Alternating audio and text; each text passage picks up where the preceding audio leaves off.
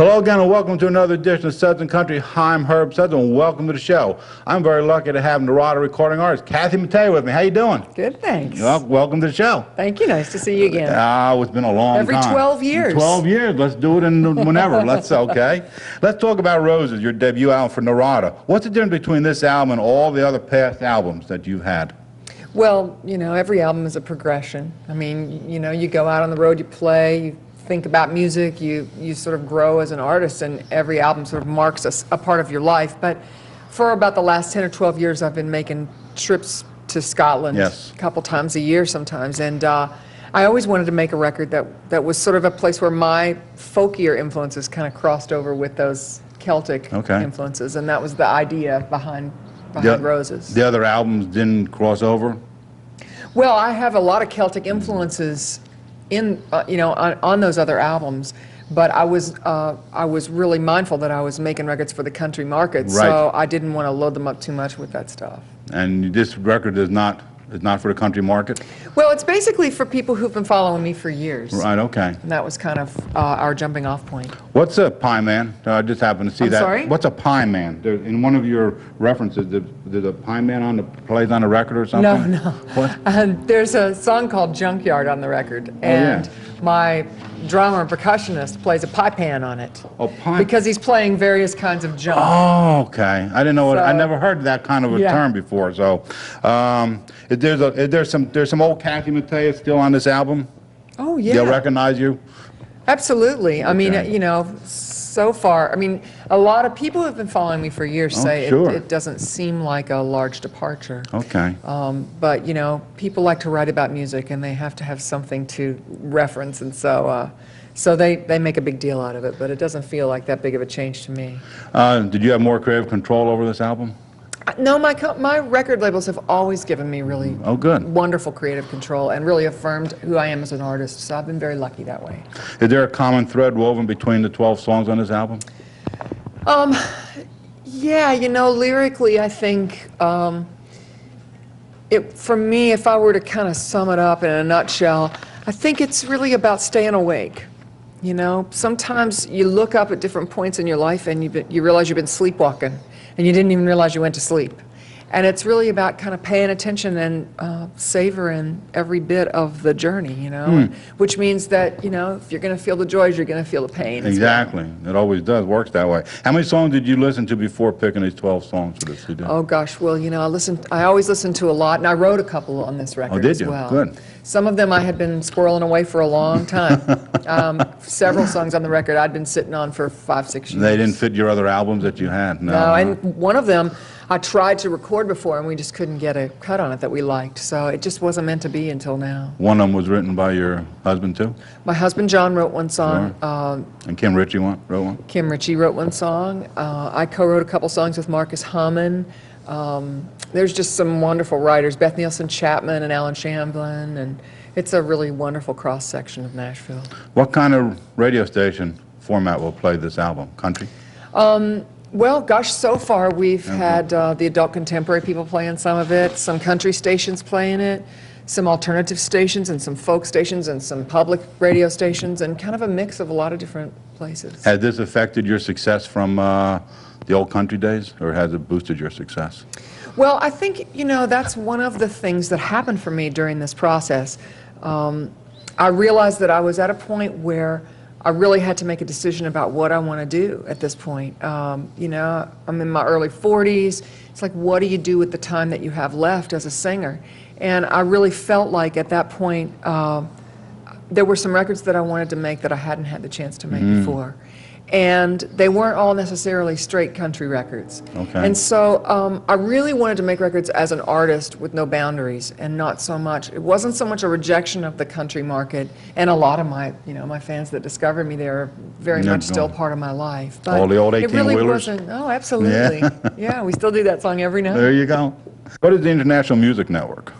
International Music Network is a booking agency. They book live dates, and they work with all really interesting, diverse artists. They have artists from all over the world and America, and they just kind of handpick who they want to work with. And that was another kind of move for me, as well as from where I recorded. How does Narada Productions differ from other labels? Narada, interestingly enough, started out as a New Age label. They were sort of like a Windham Hill.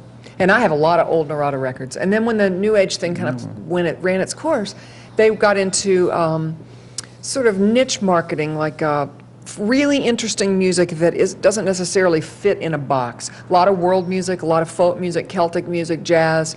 And the people at Virgin Records were really impressed with how they ran their company, and they bought them and sort of kind of helped uphold them as a haven for interesting, diverse artists. And that was kind of how I found my way there, was through the people at Virgin Records. All right, so I was just going to ask you, did they find you or you find them? Actually, it kind of, they were looking for someone like me, and I was looking for someone like them. It was just this really amazing turn of events that happened, and I think, you know, it was just the right place, right mix, right time. All right. Why do you think some of the artists today are afraid to make this turning point in their career, like you had just mentioned before? They're not. Either they stay with it or they just fade away. Here you are making a change in your career, pretty much not a major change, but sort of a not the 18-wheeler songs that you had back in the 80s and 90s. Why do you think they're afraid of it? I have no idea. No. I mean, for me, I think the difficulty at times in making tough decisions has been because I can't stop moving long enough to sit quiet and get a perspective on things. And I think that's the biggest danger of doing this for a living, is that sometimes, you know, you can't stop working long enough to put some space in your life and figure out what to do next. And I've been really lucky because I've had a lot of people that I work with who've encouraged me to do that. Let's pick a video out from the old days or whatever you want. I have 18 videos here that by Kathy Mattea. You pick one out, we're going to throw it in. Okay. We should do Standing Knee Deep in a River. Tell us about it. Tell something about the taping of the video to the song that they won't know unless you tell them, the audience. Oh, well, it was 50 degrees during most of the taping. We did it overnight in an airplane hangar in Los Angeles at Burbank Airport. There were 2 swimming pool liners they built a frame out of 2x4s and put swimming pool liners in it and filled it with water. And because there was 3 inches of water between me and the heater, I had to just stay where I was. So they had this giant light that made so much heat.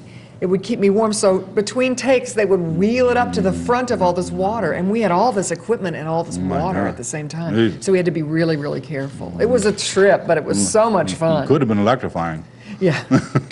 It was just, I just think that's an amazing video, just a brilliant video. Michael Solomon did that one. I read a couple of reviews on this CD, and one says there's no throwaway songs on Roses. That's a nice review. It's a lovely delightfully thing. Contemporary. Pretty much. Interesting. That's what somebody said. I just read them. And your trip to Scotland influenced this. Let me ask you, let me think about this. Your trips to Scotland, did they influence you musically, spiritually, and emotionally? All 3. All 3. Yeah.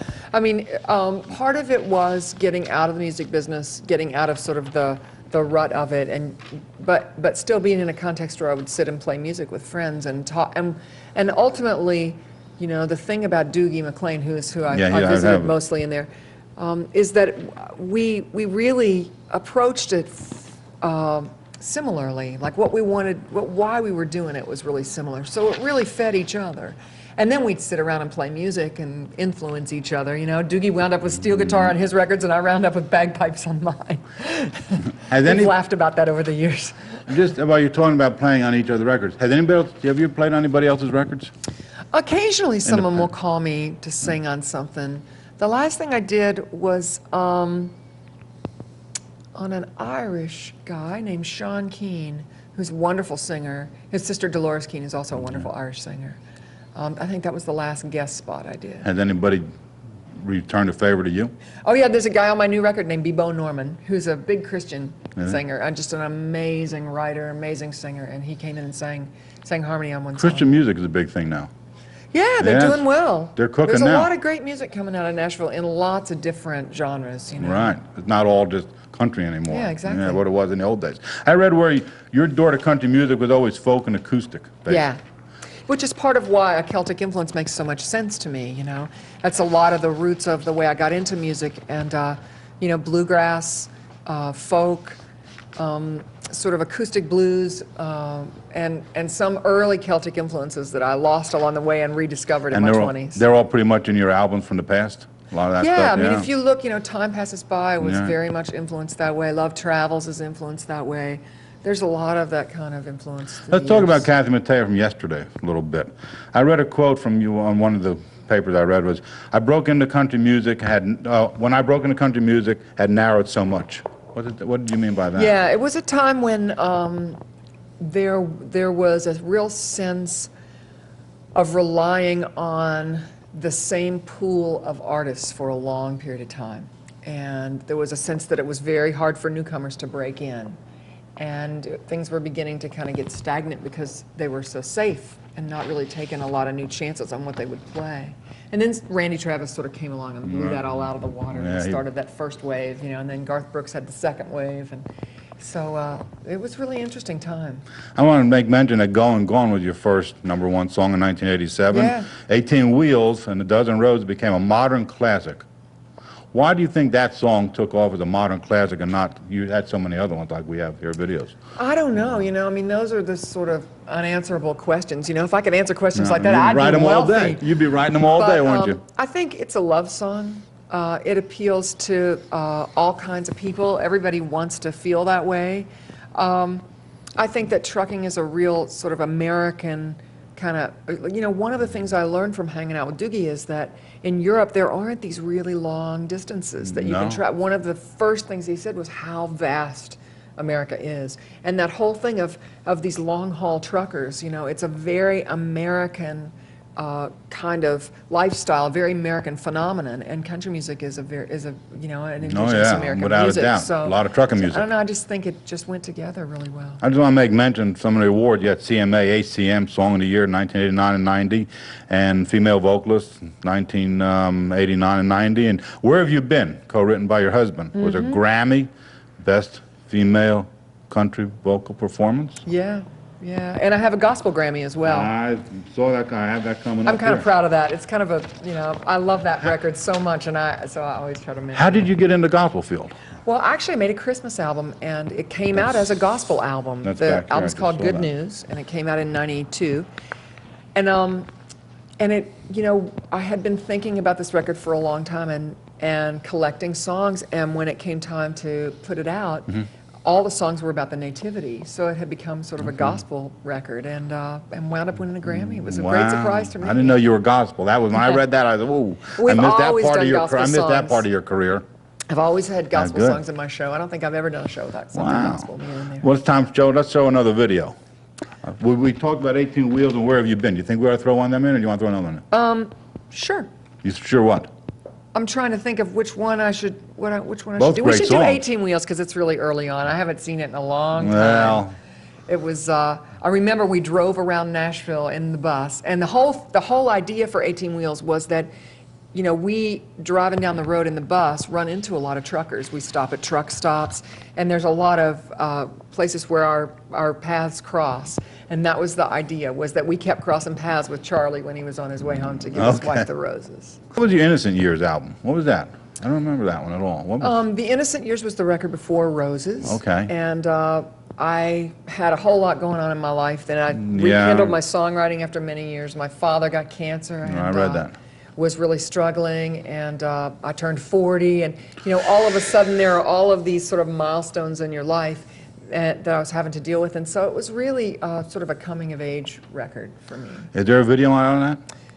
Did we ever make, No, I don't did think you we make made a video on that? on Innocent Years. Yes, No. we did. Trouble with Angels is off Innocent Years. You want to? Do we have that on the bottom? Yeah, Trouble with the Angels. Trouble with Angels. We went to Rome and made Trouble with Angels. It became, the video, but where are we going to eat? Yeah. And the cool thing was we went to Rome and we got to go to several little towns outside of Rome, so we got to see the countryside and we got to see some of the smaller villages, and the people in the villages were just so wonderful, you know, these old men dancing with me, and they were all just really so happy to be there and really hospitable to us. And it was just, you know, my grandparents came from Italy, so it was a real kind of full circle experience for me. What made you go to Scotland? All them trips to Scotland. What drew you to Scotland? Well, now I that- became a fan of some of the music from Okay, over there, all right, and I then met up with some of the musicians, and Right. they invited us. And so my husband and I just bought the plane There you ticket go. and said, okay, we're coming. You're gone, huh? Mention your website before we close up. My website, you can get there two different ways, Mattea.com or KathyMattea.com. And Okay. there's all kinds of fun stuff Oh, I there. saw it already. It's a great website, yeah. Well, thanks for being on the show. Thank you very much. It's a pleasure Thanks for having you, having me. Kathy. Good seeing you again. Good to see you. Until next time, this is Herb Suds, and see you next time. Bye-bye.